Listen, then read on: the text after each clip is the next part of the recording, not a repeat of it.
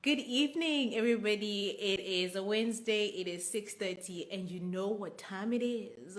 It is Psychom Chat with Ntigi. My name is Ntigi Saki, and I'm your host for today. Well, your host every Wednesday, and we are talking to another science communicator, but this science communicator. She's like the creme de la creme of science communicators. Well, at least according to FameLab, because she is the winner of FameLab South Africa 2021, and she was the runner-up in the FameLab International. Okay, so this is big. This is big. She's a climatologist, and yeah, I just want to get straight into the chat with her. But who is she? We are talking about Letago. I'm not even gonna waste time. Let's just bring her on and let her introduce herself because I don't know, because I feel like it's really amazing what she's been doing and what she's doing. Letago, good evening. Hi, how are you? I'm good, thank you. And how are you? I'm very well, thank you. How are you feeling? Well, you're science communicators, so I'm assuming you're not nervous. Despite being a science communicator, I really don't get used to communicating. So it's always very different, a different group of people. So yeah, but I'm feeling great. Thank you so much for having me. Thank you so much for joining us. I'm not going to waste much time because there's so much for us to chat about and so little time. Mhm. So let's just get straight into it. For people who do not know who Letago is, who is she? Letago, I am born and bred in Polokwane in the Limpopo province. I now live and work in Mafikeng in the northwest. I'm rounding off my master's in geography and climate change and climatology. I also work in postgraduate research support, so we help postgraduates graduate. So that's a little bit about me. I am the chairperson of Limpopo Mentorship Program. I'm the director and founder of Adopt the Future, so I'm very big on community work as well. In a nutshell, that's me. Wow. That's a huge nutshell. Can we just say that? That's a huge nutshell. There's so many things that you said about yourself that I can't wait to ask you about. But before we get into that, let's talk a little bit about your research. Because I don't want to say what you are first, but we're all about science. So we're going to start with the science and then go into the other stuff. Yeah. So tell us a little bit about your research. What is it about? I'm sure this is easy for you because you've done it many times now. But what is it about, and why is it so important? So my research looks at the impacts of climate change on farmers, specifically smallholder farmers.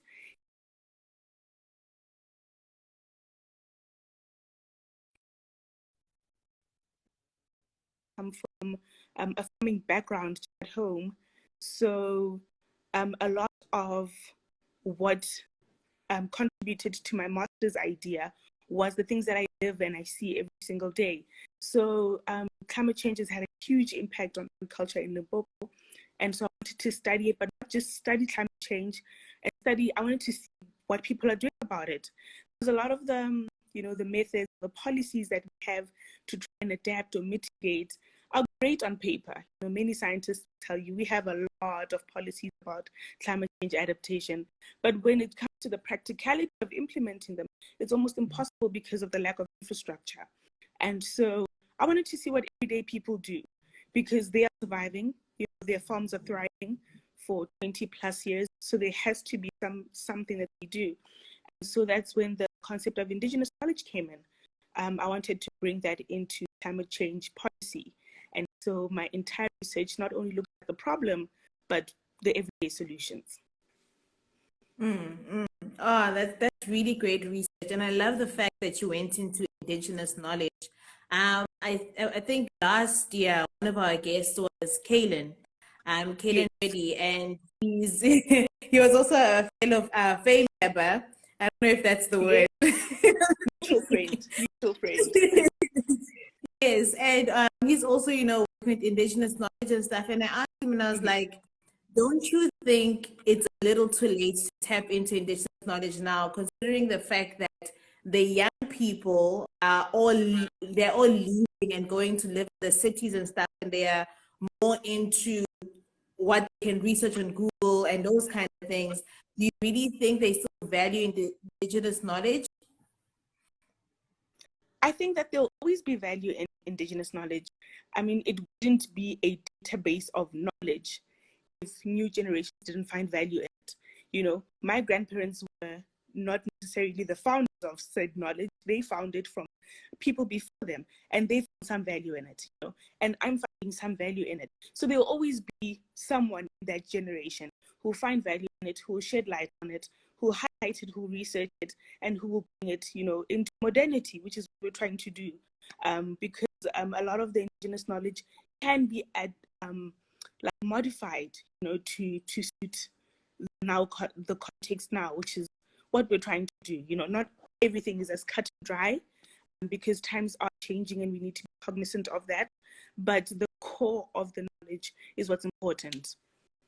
And do you think we have enough records of it?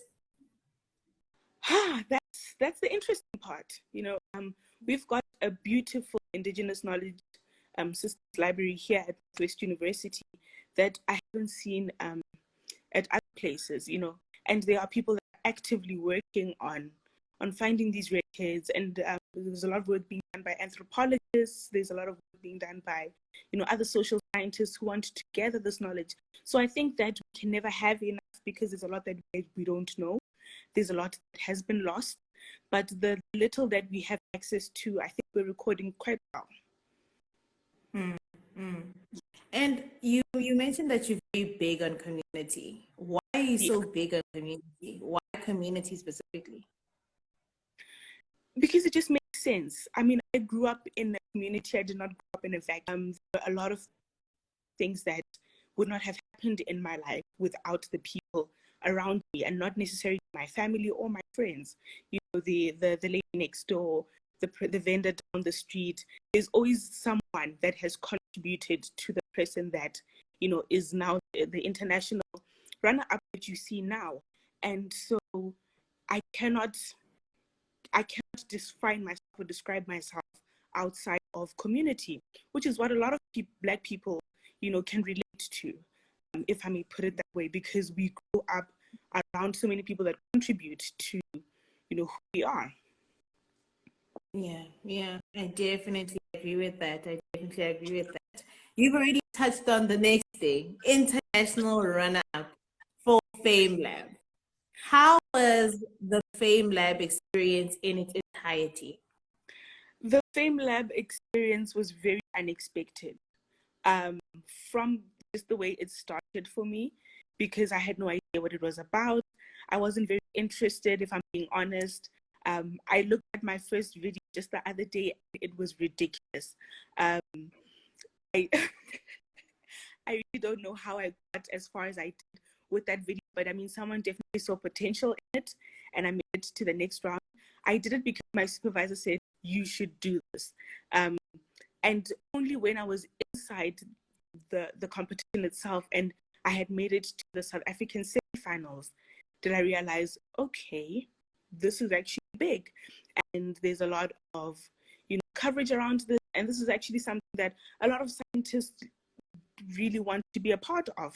And so I did my research around it. I found that it was sponsored by British Council, Cheltenham Festival, and so many other people. And I realized just how much of a big deal it was.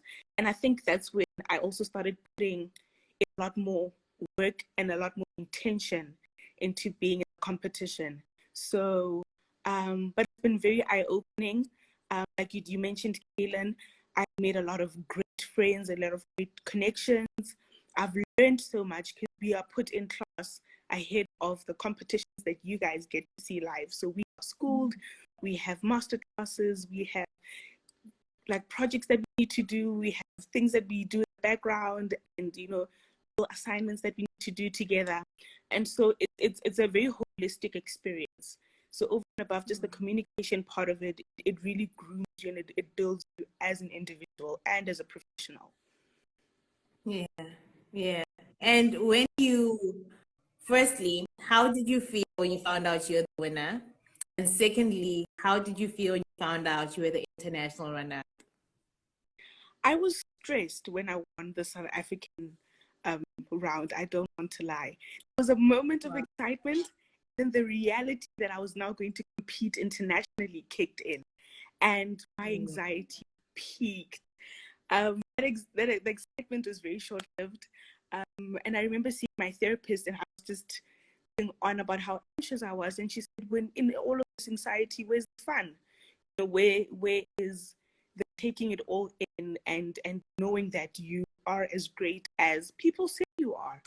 And that completely changed my perspective going into the internationals, because the South African finals and semis had so much pressure, and people didn't really see those because those were not as widely broadcast as opposed to like the internationals. So going into the internationals, my whole headspace had shifted, and it was more about just having fun and representing the country as best as I can, as opposed to the South Africans, where it was more about, now I need to win. You know, after making it to the finals, I had to win. You know, we were all really going for the win because we had settled the friendships, we had settled the experience. Now it was just about the bragging rights more than anything. So internationals was more about fun, about the experience. Even in those master classes, in those activities and the meet and greets and everything that we did, sadly all virtually, but I got to meet some really amazing people, and a lot of connections happened because of those people. And a lot of the work that I'm doing now is because of the people that I met through the competition. So that was amazing. I did not think I would be runner-up, because also I made it to the top 10, to the finals, through the people's vote. So, you know, it's all very, am I really good enough, or am I just a fan favorite? You know, am I just popular, or am I really gifted? And so when you get something as prestigious as, you know, an international runner-up, there's a lot of validation to it. So now I know I'm people's favorite, and I'm actually good at what I do. So at some point, the imposter syndrome sinks in. Yes, quite a lot. All too often, actually. I think throughout the competition, it's just something you need to be very cognizant of, and something that you need to intentionally suppress, because it can really take over a lot of the time. You know, at some point, I was the only Black person in the competition. I mean, in the top 10, I was the only Black female, I was the only Black person. And then you start hearing things like, you're representing all Black people all over the world, you know, and you're like, me, Yeah. a little girl from Limpopo, me, you know, and it was all just too much, which is why I had to constantly be in therapy throughout the competition. Yeah, because you're just like automatically you felt even a bigger weight on your shoulders. Yes, You know, absolutely. and it's not even putting yourself. It was like the weight that other people were now putting on you and being like, oh, do you know now you represent? Oh my gosh. I'm trying to keep calm. I'm trying to, you know, practice my speeches. I'm trying to come up with great concepts, and people keep reminding you, you know, everyone is now keen. They want to know, when is the next one? What time are we watching? When are we voting? You know, just like, so my phone gave me so much anxiety, but I knew that it all came from a good place from them. You know, it was sheer support and pride from the department, from my friends, my family, people back home, people all over the country. You know, they just genuinely wanted to show me their support, and I knew that whatever happened, I had made them proud. But at that time, you know, it still added pressure on. Yeah. You know, you obviously spoke about the weight that was on your shoulders, you know, from everything. But what other challenge would you say was the biggest challenge of you being in this competition? Always coming up with something new. The thing about your research is, you know your research so well that you know the important parts of it. So you always want to highlight the same thing. You know, my research is always, what's the problem? You know, it's climate change. What do we need to do? We need to adapt. How are we adapting? Through indigenous knowledge. There are only so many ways that you can really be creative about putting out. And so in international competition, we're not allowed to repeat statistics that you've used, not allowed to repeat an analogy that you've used, anything that you've used before. So every round needs to be something new and brilliant and you know, and mind-blowing. And it's the hardest thing to concentrate years of work. I have over 30 years of data, first of all, into 3 minutes, and then still make it understandable to people and still make it catchy and, you know, and make it win, essentially. So that was the hardest part about the competition. You're always on your toes. So it's not just the science, you know, there's the creativity, there's the delivery, there's so much that goes into the competition as a whole.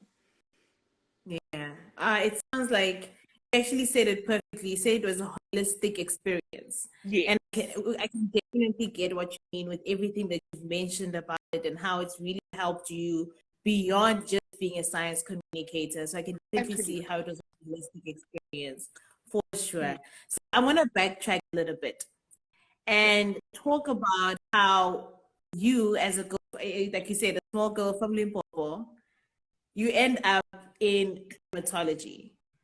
Like, I understand that you mentioned obviously your grandparents, all of that, but how did it happen, really? And you know, climatology is a very recent thing for me. I think from the time I was in high school, I wanted to be a GIS analyst. I wanted to do geographic information systems. I was really good at maps, at map work, you know, always aced my geography exams in that regard. And so that was me. And so I got to Rhodes in first year, enrolled for a BSc in environmental science and geography, and that was that. And then in my third year and going into my honors, I had to specialize. And so I took GIS. I was lucky enough to get a GIS internship as well. And because that was my passion. And then, but I also had to have a content module. So I took climate change, extreme events, and disasters as opposed to all the other modules that were available. And so throughout my honors year, I fell in love with climate change because it was so practical. It was things that I could see every day. We also went out and we were experiencing just a whole lot of it. And the climate change and climatology part of it then started to like surpass the GIS, you know. But also the great thing about GIS is that it's a tool, so I can continue to use it in climatology. So when I went to my master's, everyone expected GIS. Even after my honor, I went to work, went into industry. I worked as a GIS consultant for a conservation company. And then I resigned from my job because I realized I didn't want to do GIS for the rest of my life. I wanted to make actual change, and climate change seemed the way to go, not only because it was a hot topic, but also because I had begun to see the reality of it in my everyday life as well. And obviously, you mentioned how for you it was always geography was your favorite subject. But did you have any role models, anybody you saw like, I want to be like that person? There wasn't really, I mean, I don't know any climatologist except my supervisor. You know, I don't know any geographers outside of like the academic space that I've now built. And so growing up wasn't a very tangible career for me. At best, I would become a geography teacher because those were my role models. My grade teacher, Miss Pakela, and then my grade 12 teacher, Miss Van Roya. She was amazing. You know, I sat right in front of her, and I soaked in all her knowledge, and that's where the love for geography started. But even when she spoke of the possible careers, because I had never seen one, like I've seen a lawyer, an accountant, a doctor, I didn't know where I would work, how I would work. What does a climatologist even really do outside the scope of grade 12 textbook? You know, so role models in my industry, none at all. And so that's part of the reason why I do what I do, so that I can become that young Black climatologist that the next person knows. Because even when you Google famous climatologists, you know, just for interest sake, it's a list of 25 people, and I think 11 men, and but everyone's white. Yeah, of course. You know, and now from Africa. I'll tell you that. Yeah. Isn't it really interesting? I really like what you're doing because what I find interesting, okay, I'm using interesting because I can't think of another word right now, is that there's always other people studying Africa and making conclusions about Africa and what needs to happen in Africa, but they are not in Africa. Yes. You know what I mean? So it's really great to finally have Africans who are like, listen, we Africans who live in Africa, it only makes sense that we do the science in Africa. Absolutely. You know what I mean? Yeah, absolutely. Because I remember when I was in, I think it was a postgrad, one is here that this one lady was like to me, oh, you know what? Do your research. You should do like in another country. You get to travel to that country. Like, but that doesn't make sense. Why am I going to study another in that country? country must study their country. Exactly. Because who else can make Africa what we want it to be besides Africans who live in Africa? You know what I mean? Yeah. So you're doing a really great job. And I mean, besides you said there's very little representation within your field. What are some of the other challenges and opportunities that you found within that field? I think a lot of the opportunities have come now post FameLab. For example, I never received like funding from NRF for my studies, although having applied like honors, masters, and now they reached out.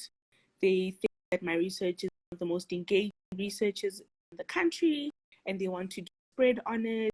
They are people that have reached out from various institutions across the world. So, and I'm beginning to see just how vested other countries are in their climate science.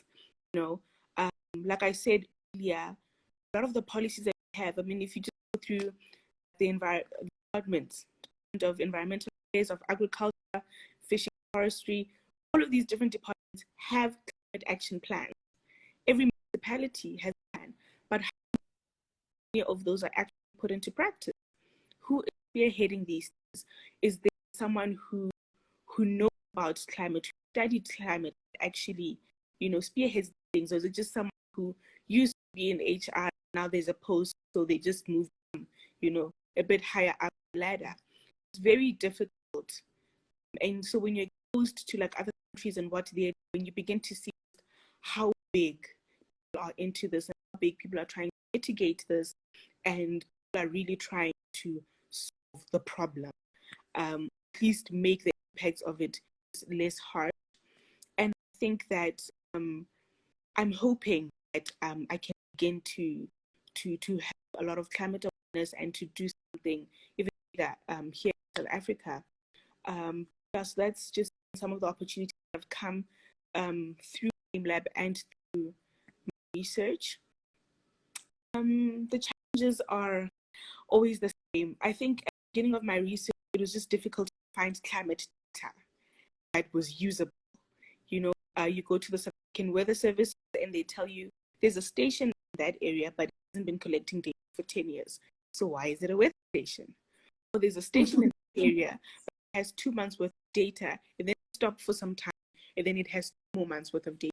So my raw data was the most ridiculous thing to work with because it has so much gap in the data. And so things like that, you begin to question accuracy. And something as big as the South African Weather Services doesn't have an accurate database, then who's supposed to have it? So those are some of the challenges that we face. I don't know if it's a lack of like knowledge, infrastructure, or is it just the don't care attitude towards it? But there's just very little on South African climate is continuously being updated, and I think that's one of the issues. Wow. So that is, I think one thing you said about the South African Weather Service not having data, that's a little scary. Because it's like South Africa, how do you see your own climate change problems, or how do you make, steps towards solving it? You don't even have data to show there is a problem. Yeah. Because I had to do a lot of coding, just fill in the gaps and to do like trend analysis, see what this is supposed to look like. But like given the way the weather is erratic these days, really predict without even our models feeling climatologists. So it's very important to have accurate weather stations that are working, that continuously capture all things that we can't capture manually. Yeah. Let me ask you a lighter question. Right. I feel like it has been so heavy. So when you tell people that you're a climatologist, how old? What is one question that you've asked that you just literally couldn't believe being asked this question, and when you got, because you couldn't laugh in their face, you just told me, just like, oh my gosh, and you just laughed. I mean, it's always really the same questions. So where do you work? What do you do? What's the weather tomorrow? That's the first thing my grandfather, he said, how is it looking tomorrow? And he was like, I don't know. I need to be in front of a computer and a lot of things to tell you how it's looking tomorrow. People always just want to know what the weather is. It going to rain? How did it happen? It's all really stuff. And I'm like, I'm not a meteorologist. So that's a profession together. They study weather. I study climate, which is much longer periods. So it's always, but everyone seems to think glorified weather. Yeah, because I don't know. I'm sure you take the time to I study climate, but like the big question also is, what's the difference between climate and weather? So exactly, that's literally what I was going to say. That your concepts are supposed to like weather, climate, because even when you climate change, like it's getting warmer, and just like so that's getting hot. Oh, that's weather. Do you get me? That's so hard to like the difference. So what's the difference? Tell us the difference. What's the difference? So the difference is just, climate is just long-term weather. So weather is looked at a short scale. So whether your everyday, but climate is looked over like a long period. So we will see yearly climate, it'll be annual climate and annual weather, or climate for the 10 years or so. So climate is just the longer pattern, and it looks at everything like wind speeds, rainfall, maximum temperature, humidity, all the different factors. Whereas when people think of weather, it's often just form of precipitation, temperature. Right. I hope everybody gets that. Let's ask the audience. Did everybody understand that definition? I hope I communicated well. Very important. Very important. Oh my word, that's fantastic. You can see like we're running out of time because I just keep an eye on the clock just to make sure I respect the time. Last question. You need to complete the following sentence. I am a science communicator because science shouldn't be difficult. Science shouldn't be intimidating. That's why I communicate science. So a lot of people are just nervous about what they don't know. And honestly, we are part of the problem. If you walk into a room full of physicists, you're not going to know what's going on. Even as another scientist in another field, if you walk into a room of geographers, you're not going to know what's going on, speaking about spatial and temporal and this and that. So I communicate science. People need to know. We can't say that we're doing our science people and we want to solve everyday problems using science, not bring the people in. And so it is very important. People are very important. People are part of the problem, can also be part of the solution, which is why we need to communicate our science properly to them. I do this with the vaccine as well, that a lot of the myths and the things that are going on is because we're not accurately communicating the science of the vaccine. And so a lot of these myths and like fake news and propaganda would be reduced if people knew what was what. So we need to communicate science better, just as scientists. Perfect. I nothing for me to add. Absolutely nothing for me to add. Except thank you so much for taking the time to us and have the chat. I really, really enjoy it. And I love speaking to you about your research, your psych journey, and obviously your lab experience. I think it was an absolutely amazing chat. Thank you so much for having me. It's absolutely amazing. This is one of the lightest interviews I've had, because everyone always that's the solution, and it's all very intimidating. So thank you so much for having me. All right. Have a fantastic evening, and we look forward to having you back on. Once you're on here, you are like a resident scientist, so we're able to bring you back anytime. Coming to tell you weather soon. Good. And while we end, what is it like tomorrow? Where? Because it's going to be tomorrow. I don't know where everyone is, but trust the apps, guys. Okay. All right. Bye. Thank you. Bye.